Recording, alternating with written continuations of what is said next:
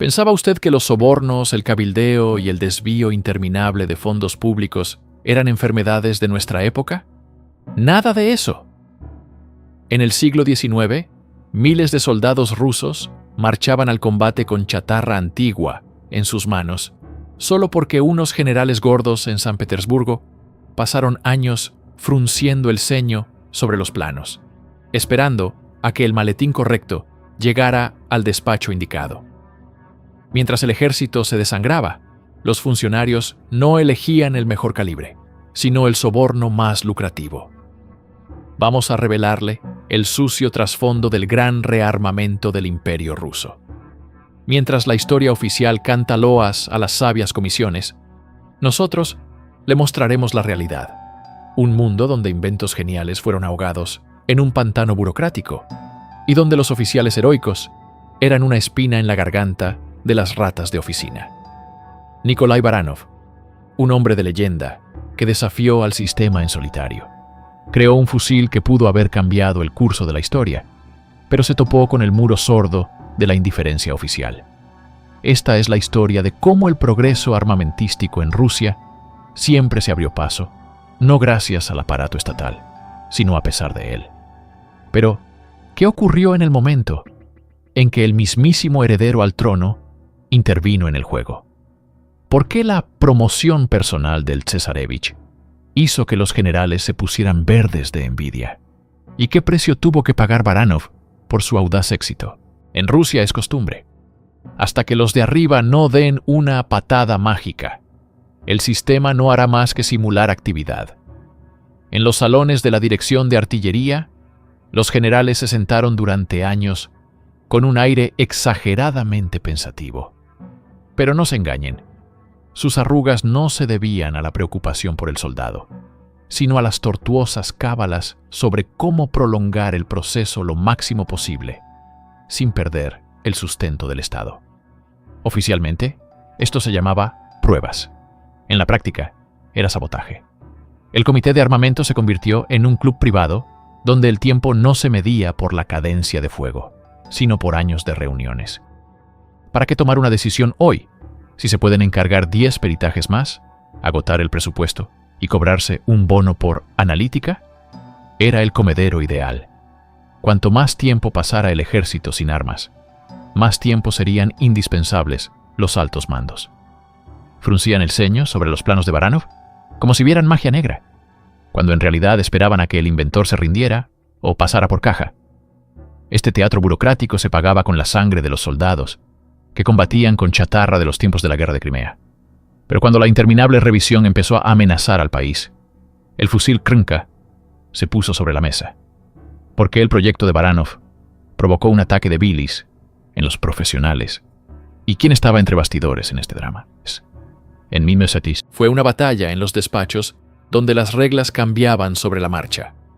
Estaban en juego contratos millonarios, pero el comité de armamento ya había designado al ganador. ¿Por qué impulsaron a toda costa el sistema austriaco Krnka, mientras tachaban el diseño nacional de Baranov como un malentendido peligroso? El duelo técnico se convirtió en una farsa. El fusil Krnka era ajeno y exigía pagos exorbitantes por la patente. Baranov, en cambio, propuso un sistema para reformar los fusiles antiguos, más sencillo, más fiable y más barato. ¿La elección parece obvia? No para los funcionarios, cuyos bolsillos pesaban cada vez más gracias a las promesas occidentales. Cuando, en las pruebas, el fusil de Baranov superó al favorito, un silencio sepulcral inundó la sala. En lugar de reconocer el éxito, los expertos empezaron a hundir el proyecto con minucias sobre el sonido del cerrojo y una ergonomía poco elegante. Esperaban que el inventor se retirara a las sombras, pero Baranov resultó ser un hueso duro de roer, y la presa burocrática comenzó a agrietarse. La mafia del armamento estaba segura de que devoraría a aquel capitán advenedizo. Pero subestimaron sus contactos. No se imaginarán qué mano sacó el fusil de debajo del tapete para darle una promoción real. Imagine una campaña publicitaria imposible de superar con presupuestos. El futuro emperador toma personalmente un fusil calificado por los funcionarios como inservible y lo declara el mejor. fue el estallido mediático del siglo XIX. Cuando el cesarevich Alejandro se puso del lado de Baranov, el caos se apoderó de los despachos. La mafia del armamento comprendió que su plan se había desmoronado. El heredero al trono, el futuro pacificador, tenía olfato para la falsedad. Al ver cómo la comisión enterraba el desarrollo nacional, se lanzó al todo o nada. El cesarevich probó personalmente el arma, convirtiéndose en el influencer más poderoso de la época. Su veredicto fue breve. El fusil de Baranov superaba a los análogos extranjeros. Para los burócratas, esto fue una catástrofe. ¿Cómo justificar las compras del sistema Krnka si el futuro zar había elegido públicamente la alternativa? Comenzó un frenético barajo de documentos. Los enemigos de ayer, de repente, empezaron a cantar loas al genio de la ingeniería, temiendo la ira del heredero. Pero detrás de la cara publicitaria se encontraba un hombre cuya biografía era aún más audaz que sus planos. Baranov decidió demostrar la superioridad del intelecto, no en un campo de tiro, sino en alta mar. ¿Están listos para saber cómo un ingeniero convirtió una bañera civil en el terror de la flota turca? Nikolai Baranov era la encarnación de la furia y el intelecto. Con una mano diseñaba cerrojos y con la otra firmaba las sentencias de los barcos enemigos. La mafia del armamento de San Petersburgo esperaba que aquel oficialito se asfixiara en la burocracia. Pero Baranov resultó ser un depredador que simplemente cambió de táctica. A Baranov le enfurecía la lentitud del imperio. Cuando empezaron a hundir su fusil en un mar de trámites, se marchó al frente de la guerra ruso-turca. Mientras los almirantes divagaban sobre la imposibilidad de actuar, el ingeniero Paria tomó el mando de un simple vapor. Demostró que lo que vence no es la cantidad de cañones, sino la velocidad del pensamiento. Su transformación en lobo de mar fue aterradora.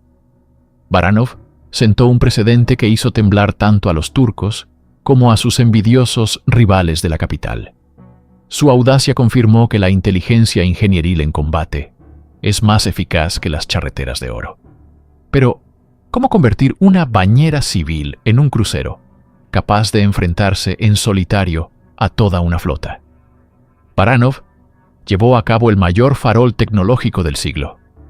Por delante, queda una casa nocturna que pasó a la historia bajo el sello de secreto.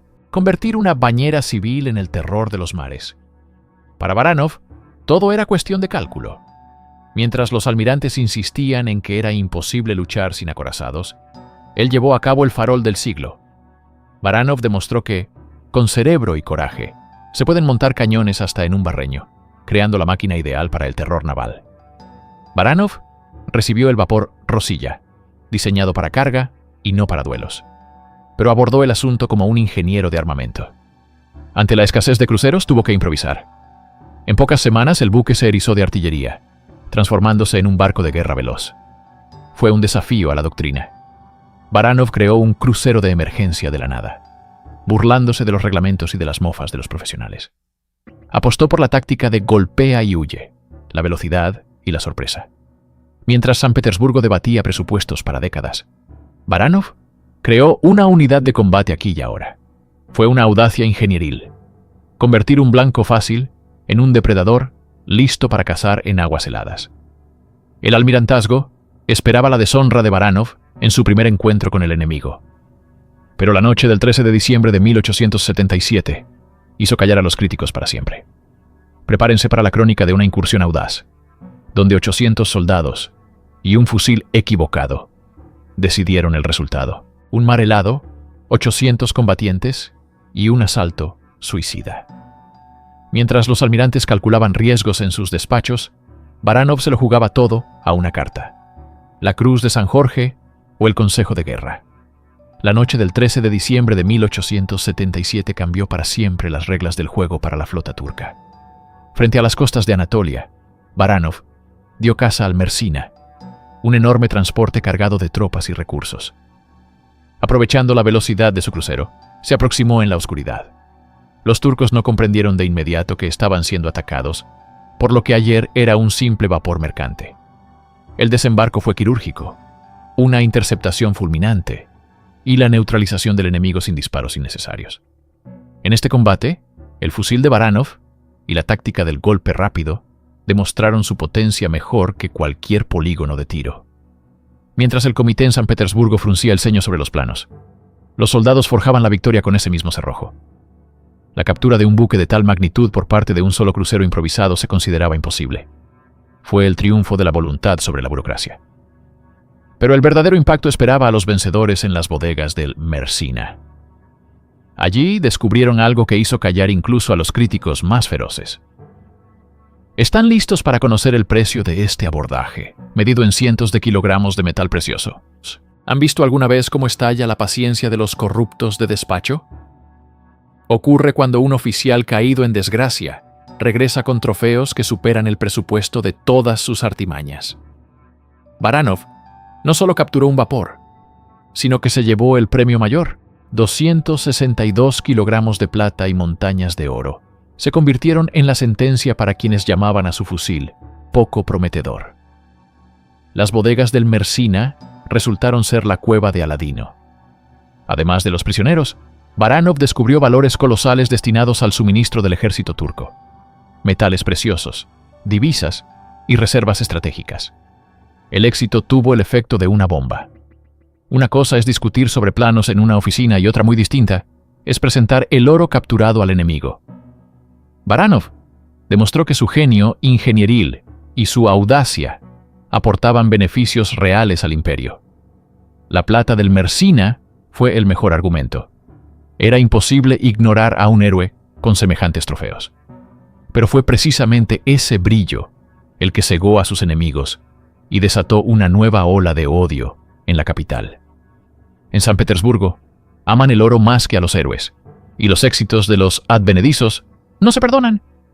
Mientras Baranov recibía felicitaciones, en los ministerios tejían una telaraña para asfixiar su reputación. ¿Cómo intentó la mafia del armamento anular su hazaña? Entramos en la recta final. En San Petersburgo, el oro se valoraba más que a los héroes. Mientras los marineros vitoreaban a Baranov, en los despachos ministeriales se tejía una telaraña para destruir su reputación. La mafia del armamento lo comprendió. Si permitían que un héroe con plata trofeada dictara las condiciones, sus esquemas de sobornos por los fusiles extranjeros llegarían a su fin. Así comenzó el acoso desde las oficinas. La hazaña de la captura del Mersina fue tergiversada. En los estados mayores se susurraba que el éxito había sido una casualidad y que el capitán turco había sido sobornado. En lugar de condecorar a Baranov, proponían juzgarlo por insubordinación. Los miembros del comité de armamento, que apenas ayer estudiaban sus planos, ahora buscaban febrilmente cualquier excusa para declarar su fusil como obsoleto. A pesar del triunfo en combate y del apoyo del Cesarevich, la burocracia activó el modo de bloqueo.